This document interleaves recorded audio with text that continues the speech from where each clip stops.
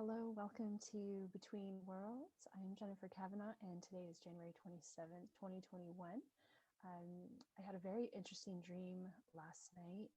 I was notified of a potential shooting that was happening at a school. So I became aware, I think, in fact, I was aware that it had already happened, that some kids had tragically been harmed.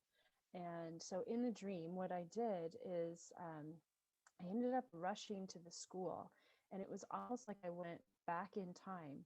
And when I got to the school, there was no police or anything, like nothing had actually happened yet. There was just two teachers that were outside, and I ran up to them and had asked what was going on. Where was the shooter? And they're like, shooter? No, there's an assembly going on. So surprisingly, they let me they let me go into the assembly. I walked in, and I had my own family with me at this point when I went into the room.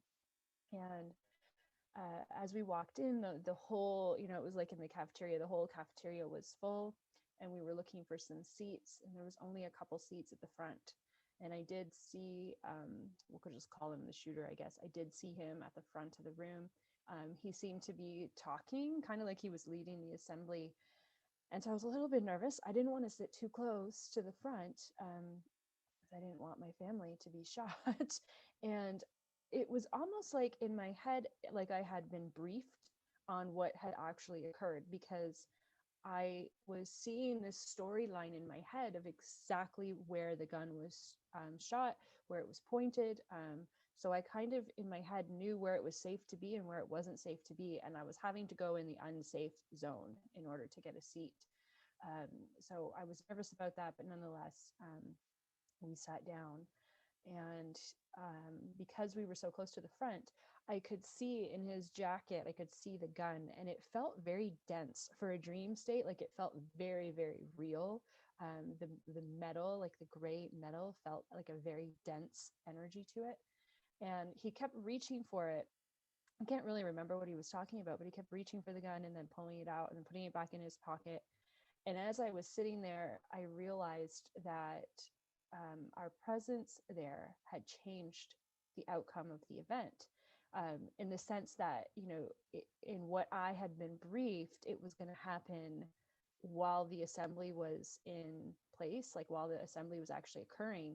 But as I was sitting in the room, I realized he was changing his mind because of our presence. That whole concept of um, you change one element and the whole scenario has a completely different outcome. So he eventually ended up just dispersing the actual assembly, and the kids started, flooding out into the halls of the school, and the kids were just wandering about, normal school experience.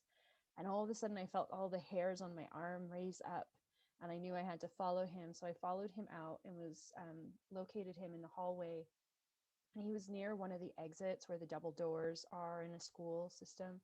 And I saw that he was kind of agitated, like he was trying to make a decision about whether he was going to go through with it or not, or what he was going to do.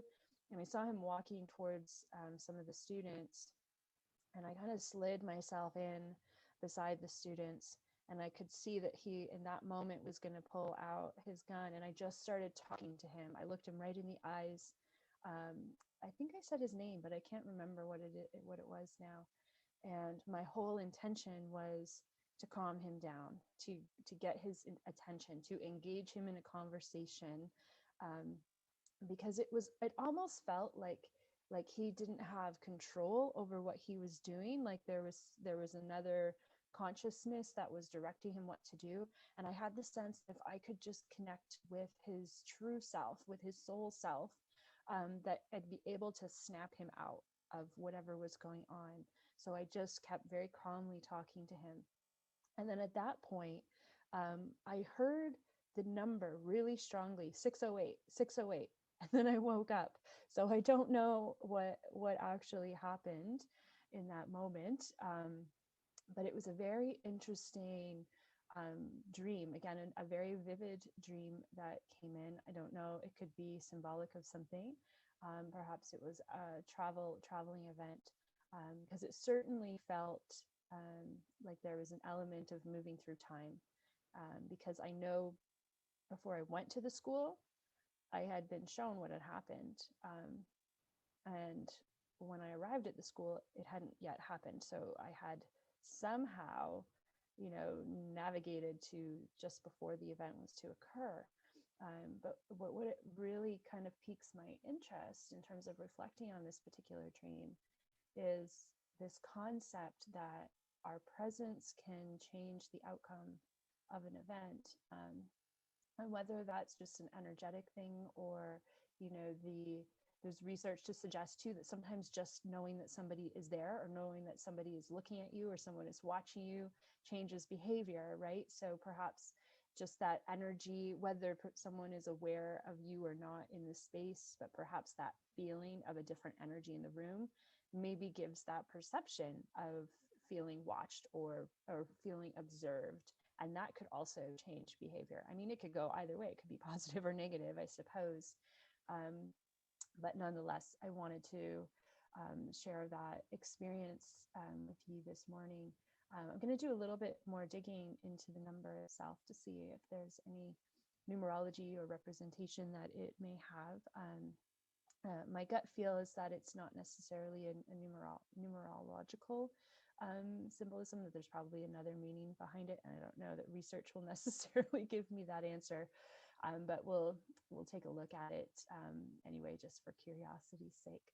So let me know if that resonates, if you've been having some interesting dreams as well. I know a lot of people are, in the last year have been experiencing new dreams, or experiencing even just new visions, new experiences in meditative state or waking state.